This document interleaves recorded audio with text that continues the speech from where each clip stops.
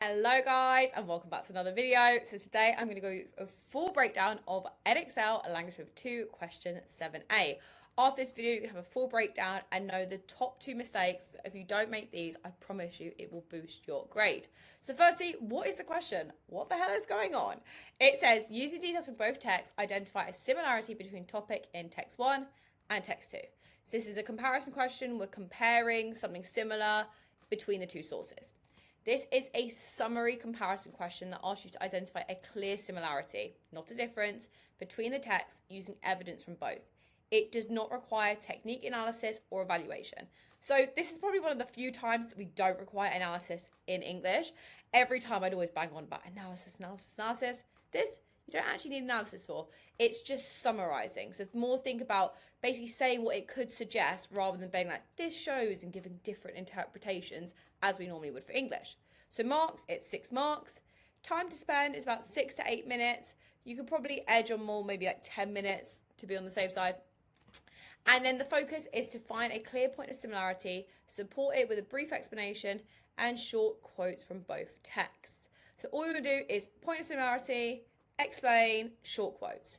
And that's across the whole of English language, guys. You want to be doing short quotes. That is the main thing. Don't be giving me a long quote, especially in this question when it's only... This question, I know it's only 6 marks, but what you want to make sure is you really understand how to compare different focus and similarities, because it's only 6 marks, you want to pick them out pretty quickly. So you want to make sure you've got a structure, you make sure you've got sentence starters, and you make sure you understand the text and how to pick it out.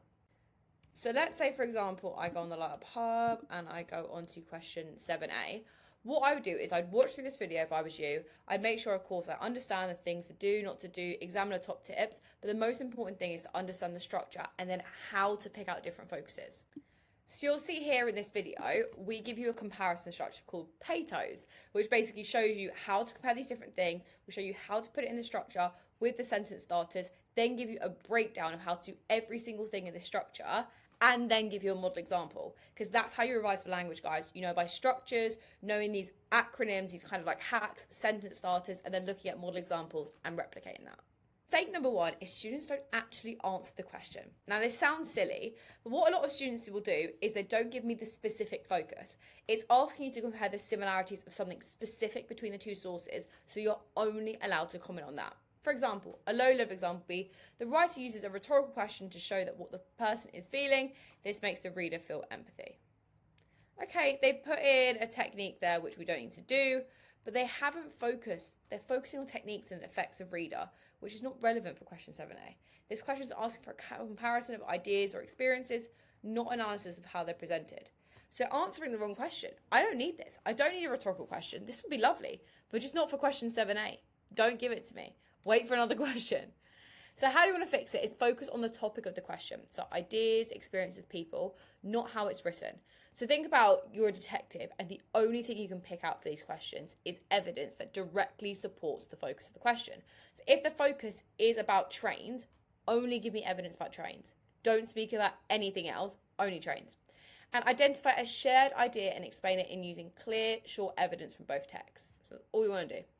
So both writers show that people had to prepare carefully. In text 1, the person checked the weather forecast repeatedly, and in text 2, they planned each stop along the way. This shows how both understood and need the preparation before setting off. So you can see I've given my kind of point about preparing carefully, I've given my evidence, and I've given my evidence from the other one, and then I've kind of summarised what that shows about my understanding about them preparing. Simple. I've answered the question, I've not got any techniques in there. Lovely. And mistake number 2. Is listing without linking. So a low-level example of this would be, in text 1, the person packs a bag. In text 2, they get supplies ready. Okay, that's great. But that's not comparing. The question is comparing similarities. So you want to compare. We've got to compare it. So let's now look at why this is not good. This is listing things. It's like they're just stating, say what you see. We're not playing the game. We're not playing, say what you see. He packed a bag. He got supplies ready. No. We need to compare how they're similar. We want to compare. Let's actually synthesize and then kind of say what it suggests after. Make sure to explicitly link the details by explaining the similarities. Show how both texts present the same idea or experience. Use linking phrases like both shows, similarly, or this is alike because. Cool. That's what we're doing. we make sure that we are comparing and we're comparing the similarity in it. So a high level example would be, both texts show the importance of being well prepared. In text 1, the character packs a bag with essentials, while in text 2, they gather food and first aid supplies. This shows how both made sure they were ready for the journey ahead. So you can see there again, I've done that same thing. I've compared them, I've given evidence, and then I give my synthesis, which is basically a bit of a summary of what I'm saying that they both do. And that is a really brief overview, guys, of question 7a. It's only 6 marks, so you don't need to worry about it too much. But the trickiest thing for this question is being able to know how to pick out the different comparisons. So make sure to check out the lighter part with the Pareto structure, use the sentence starters from that, because that will really help you if you are struggling.